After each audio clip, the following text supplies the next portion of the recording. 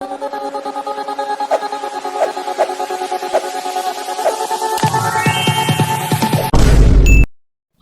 Hello viewers, நான் உங்கள் PK வந்தாச்சு. ஸோ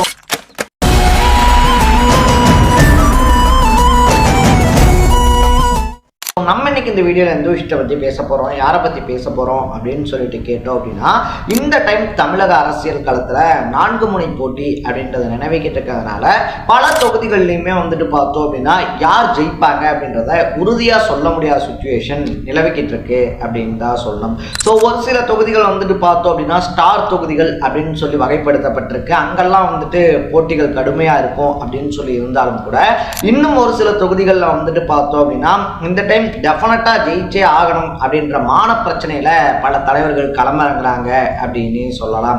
அந்த வகையில பார்த்தோம் அப்படின்னா ராயபுரம் தொகுதியில ஜெயக்குமார் அவர்கள் களமிறங்குற மாதிரியே அவினாசி தனி தொகுதியில பார்த்தோம் அப்படின்னா எல் முருகனும் வாழ்வா சாவா அப்படின்ற ஒரு சுச்சுவேஷன்ல தான் களமிறங்கி இருக்காரு.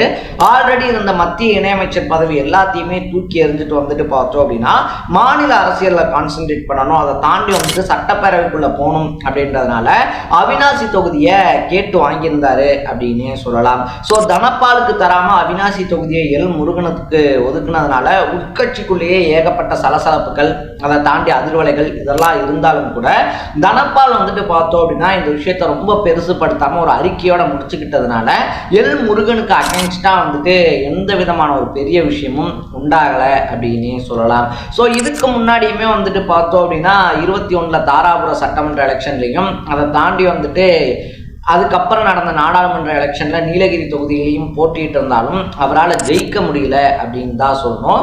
அந்த நீலகிரி தொகுதியில நாடாளுமன்ற எலெக்ஷனுக்கு போட்டியிட்டப்ப தோத்து போயிருந்தாலும் அவினாசிக்கு உட்பட்ட பகுதிகளில் அதிகமான வாக்கு பாஜகவுக்கு கிடைச்சிருந்துச்சு.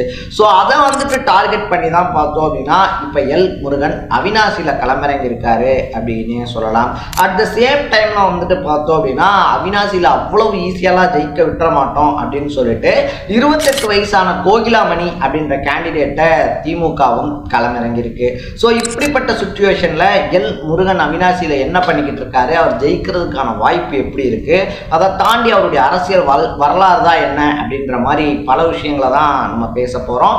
அதுக்கு முன்னாடி நம்ம சேனலுக்கு நீங்கள் புதுசாக வந்திருந்தீங்க அப்படின்னா இதே மாதிரி அப்பப்போ அப்டேட்டாக போயிட்டு இருக்க விஷயங்கள், அது கரண்ட் அஃபேர்ஸாக இருந்தாலும் சரி, பாலிடிக்ஸாக இருந்தாலும் சரி, ஸ்போர்ட்ஸாக இருந்தாலும் சரி, அப்பப்போ அப்டேட்டாக போயிட்டு இருக்க விஷயங்களை நீங்கள் தொடர்ந்து தெரிஞ்சுக்கணும் அப்படின்னு ஆசைப்பட்டீங்கன்னா மறக்காம சேனலை ஃபாலோ பண்ணி சப்ஸ்கிரைப் பண்ணிக்கங்க. ஃபர்ஸ்ட் ஆஃப் ஆல் பார்த்தோம் அப்படின்னா பாஜக மூலயமா ஒரு அழுத்தம் அப்படின்றத கொடுத்து கொங்கு மண்டலம் எங்களுடைய கோட்டை அப்படின்னு சொல்லிக்கிட்டு இருந்த அதிமுக கிட்ட அவினாசி தொகுதியை வாங்கியிருந்தாரு எல் முருகன். ஸோ இதுக்காக பார்த்தோம் அப்படின்னா லாஸ்ட் 2 வருஷமாவே பக்காவான ப்ரிப்பரேஷன் பண்ணியிருக்காரு அப்படின்னு சொல்லப்படுது. எடுத்தோன்னே ஏனோதானோ அப்படின்னு சொல்லிலாம் கேட்காம 2 வருஷமா அங்கே கிரவுண்ட் ஒர்க்லாம் பண்ணி அங்கே தனக்கான ஆதரவு அப்படின்றத நிர்வாகிகள் கிட்ட ஏற்படுத்திக்கிட்டு அதுக்கப்புறமா தான் பாஜக உள்ள கொண்டு ஒரு மாஸ்டர் பிளான் போட்டிருக்காரு எல் முருகன். அப்படியே அவினாசி தொகுதியில் எல் முருகனுக்கு சீட்டு கிடைச்சாலும் பார்த்தோம் அப்படின்னா அவரை ஜெயிக்க விட்டுறக்கூடாது அப்படின்றதுக்காகவே 28 வயசான கோகிலாமணியை களமிறக்கி இருந்தாங்க திமுக அப்படின்னு சொல்லலாம். எந்த அளவுக்கு அங்கே டஃப் ஃபைட் போய்கிட்டு இருக்கு அப்படின்னு சொல்லி பார்த்தோம் அப்படின்னா ஸ்டாலின் இருக்காரு இல்லையா, ஸ்டாலினே நேரடியா கோகிலாமணி அவர்களுக்காக பிரச்சாரம் பண்ணியிருந்தாங்க. அதுக்கப்புறமா பார்த்தோம் அப்படின்னா கமலஹாசன் உட்பட பல நட்சத்திரங்களை கூட்டிட்டு அவினாசியில பிரச்சாரம் பண்ணப்பட்டுக்கிட்டு இருக்கு அப்படின்னு தான் சொல்லணும். இதுக்கு முன்னாடி தனபால் என்னதான் சிட்டிங் எம்எல்ஏவா இருந்தாலும் அப்ப கூட இல்லாத அளவுக்கான பிரம்மாண்டம் அப்படின்றது எல் முருகன் களமிறங்கி இருக்கக்கூடிய இந்த தேர்தலில் பார்க்கப்படுது அப்படின்னு சொல்லலாம். ஸோ பெண்கள் ஓட்டை எப்படியாவது விளைவிக்கணும் அப்படின்றதுல எல் முருகன் உறுதியா இருக்காராம்.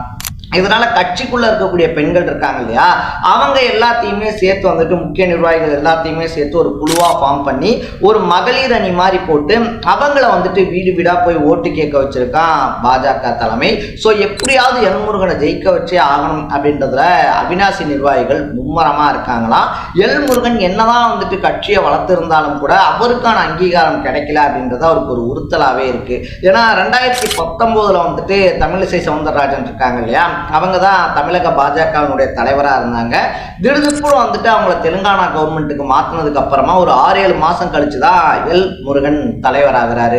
அப்படி தலைவரானவர் வந்துட்டு பார்த்தோம் அப்படின்னா அது வரைக்கும் இல்லாத ஒரு பாஜகவை உருவாக்குனாரு அப்படின்னே சொல்லலாம். அதிரடியாக வந்துட்டு பார்த்தோம் அப்படின்னா பேசுறதா இருந்தாலும் சரி, அதை தாண்டி வந்துட்டு வேல் யாத்திரை அப்படின்ற ஒரு புது ஃபார்முலாவை கையில் எடுத்து பாஜகவை மூலமுடுக்கெல்லாம் கொண்டு போய் சேர்த்ததோட மட்டும் இல்லாமல் அந்த எலெக்ஷன்ல 4 எம்எல்ஏ சீட்டும் வாங்கி கொடுத்திருந்தாரு. ஸோ எல் முருகன் வந்துட்டு தாராபுரத்தில் போட்டியிட்டு தோல்வி அடைஞ்சிருந்தாலும் கூட பாஜக பல வருஷங்கள் கழிச்சு சட்டமன்றத்துக்குள்ள 4 எம்எல்ஏக்களோட போச்சு அப்படின்னே சொல்லலாம். அதுக்கு எல் முருகனுடைய பங்களிப்பா இருந்தாலும் சரி, அவருடைய ஹார்ட் ஒர்க்கு கிரவுண்ட் ஒர்க்கா இருந்தாலும் சரி, ரொம்ப முக்கியமான ஒரு விஷயமா பேசப்பட்டுச்சு அப்படின்னு தான் சொல்லணும். அதனாலதான் வந்துட்டு சட்டமன்ற தேர்தல் நாடாளுமன்ற தேர்தலில் தோத்தாலும் கூட அவருடைய ஒர்க்கை வந்துட்டு அங்கீகரிக்கிற விதமா மத்திய இணையமைச்சர் பதவி கொடுத்து அழகு பார்த்துச்சு டெல்லி பாஜக. இப்ப தமிழக பாஜகவை பொறுத்த வரைக்குமே வந்துட்டு பார்த்தோம் அப்படின்னா நயினார் நாகேந்திரன் இருக்கார் இல்லையா, அவர் தான் தலைவராக இருக்காரு அப்படின்னாலும் அதுக்கு முன்னாடி தலைவராக இருந்த அண்ணாமலை ஓரங்கட்டப்பட்டிருக்காரு அப்படின்னு தான் சொல்லணும். ஸோ தமிழக பாஜகக்குள்ளேயே வந்துட்டு பல கோஷ்டி பிரிவு அப்படின்றது இருந்துகிட்டு இருக்கு. வானதி சீனிவாசன் இருக்காங்க இல்லையா, அவங்களுடைய கோஷ்டி ஒன்று, நயினார் நாகேந்திரனுடைய கோஷ்டி ஒன்று, அண்ணாமலையினுடைய ஆதரவாளர்கள் அப்படின்னு சொல்லிட்டு பல கோஷ்டி பூசல்கள் இருக்கிறதுனால எலெக்ஷனுக்கு அப்புறமா வந்துட்டு இதை சரி செஞ்சே ஆக வேண்டிய கட்டாயத்தில் இருக்கு பாஜக.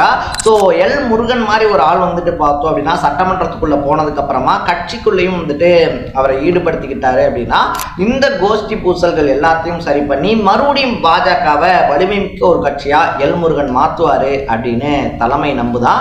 அதுக்கான ஒரு பிளானிங்கா தான் எல் முருகனை ஜெயிக்க வைக்கணும் அப்படின்ற முடிவும் எடுக்கப்பட்டிருக்கான். ஸோ எல் முருகனை பொறுத்த வரைக்குமே வந்துட்டு பார்த்தோம் அப்படின்னா அவர் இருக்கக்கூடிய கட்சிக்கு சின்சியரா இருக்கக்கூடிய ஒரு பர்சன் அப்படின்னு தான் சொல்லணும். என்னதான் கருத்து வேறுபாடு, அதை தாண்டி வந்துட்டு சித்தாந்த ரீதியான வேறுபாடு இதெல்லாம் இருந்தாலும் கூட வந்துட்டு அவருக்கு அந்த கொள்கை பிடிச்சு அந்த கட்சியை ஆதரிச்சதுனால ஸ்டில் நவ் இப்போ வரைக்குமே வந்துட்டு அந்த கட்சிக்கு அவர் போடக்கூடிய 100% எஃபோர்ட்ஸ் அப்படின்றது இருக்கு இல்லையா, அதை தொடர்ந்து போட்டுக்கிட்டு இருக்காரு. மத்திய இணையமைச்சர் பதவி அப்படின்ற ஒரு பதவியில் இருந்தாலும் கூட அதெல்லாம் வேணாம், எனக்கு மாநில அரசியலில் தான் இன்ட்ரெஸ்ட் அப்படின்னு சொல்லிட்டு அதை தூக்கி போட்டு மறுபடியும் இங்கே வந்து போட்டிக்கு நின்றுருக்காரு அப்படின்னே சொல்லலாம்.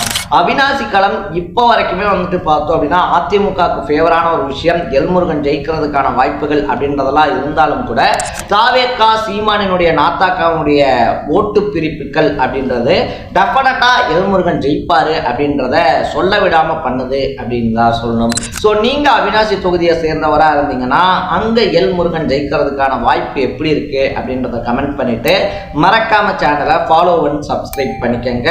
நாளைக்கு இதே மாதிரி இன்னொரு இன்ட்ரெஸ்டிங்கான வீடியோவோட சந்திக்கலாம். Bye by.